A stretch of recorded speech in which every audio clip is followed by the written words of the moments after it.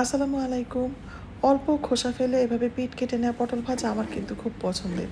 এর জন্য পটলগুলোকে হলুদ লবণ মেখে খুব ভালোভাবে এপিঠ ওপিঠ ভাজতে হবে, তবে পোড়া পোড়া করে নয়। তাহলে তিতা লাগবে, আর তিতা পটল খেতে কিন্তু আমার একদমই ভালো লাগে না।